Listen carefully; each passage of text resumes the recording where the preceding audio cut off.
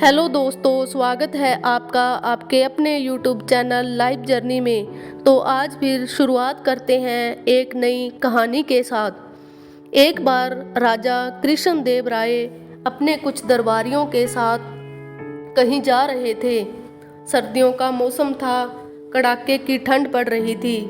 सभी दरबारी ऊनी वस्त्र पहने हुए थे, लेकिन फिर भी वह बुरी तरह कांप रहे थे। रास्ते में महाराज की दृष्टि एक दीनहीन बूढ़े भिखारी पर पड़ी। हाथ में कटोरा लिए वह भीख मांग रहा था और ठंड से कांप रहा था। उसकी यह स्थिति देखकर महाराज से रहा नहीं गया और उन्होंने सारथी को रथ रोकने का आदेश दिया। रथ से उतरकर वे बूढ़े भिखारी के पास गए और अपने शरीर पर ओढ़ा हुआ बहुमूल्य ऊनी शॉल उन्हें दे दिया। राजा की यह उदारता देख दरबारी व आसपास खड़े अन्य लोग उनकी जय जयकार करने लगे।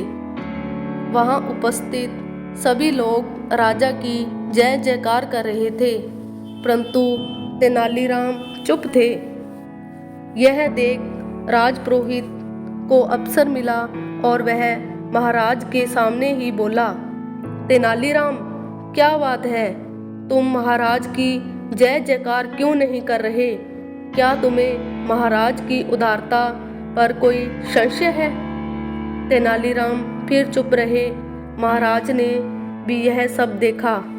उन्हें भी तेनालीराम की चुप्पी खली, परंतु उस समय उन्होंने कुछ नहीं कहा और वह वापस राजधानी लौट चले।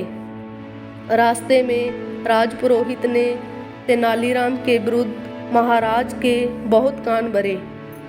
दूसरे दिन दरबार लगा तो महाराज ने तेनालीराम को बुलाया और कहा, कल तुम चुप क्यों थे?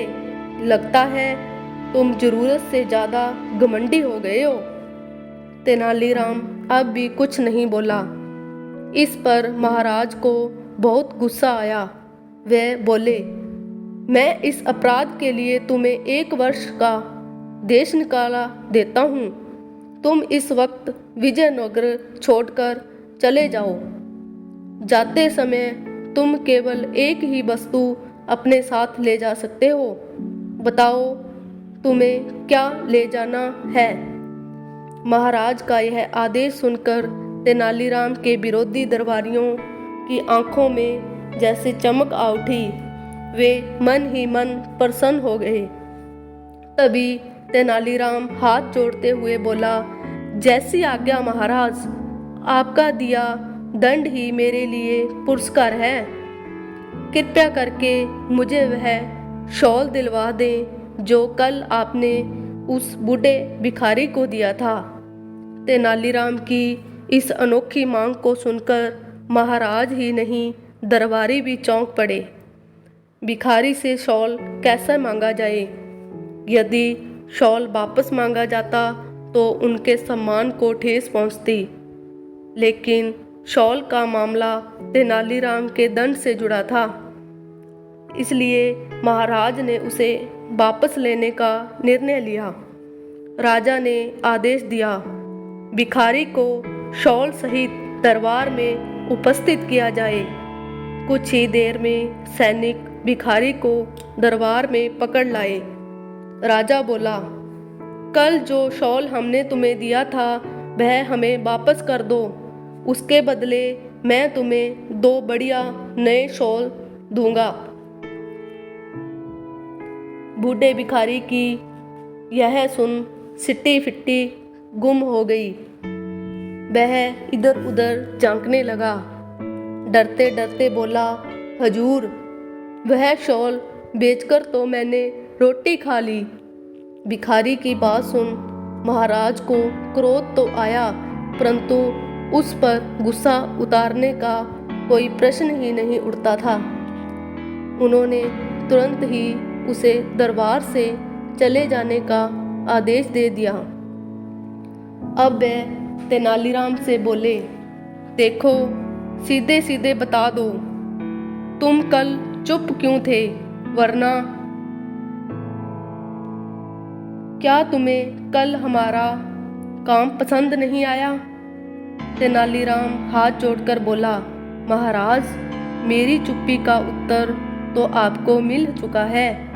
भिखारी को शॉल की नहीं, रोटी की जरूरत थी। आपके द्वारा दिया गया कीमती शॉल रोटी से बढ़कर नहीं था। शॉल देते समय मैं आपको रोक नहीं सकता था, इसलिए मैं चुप रहा। तेनालीराम की बात सुनकर महाराज के पास कहने को कुछ न बचा।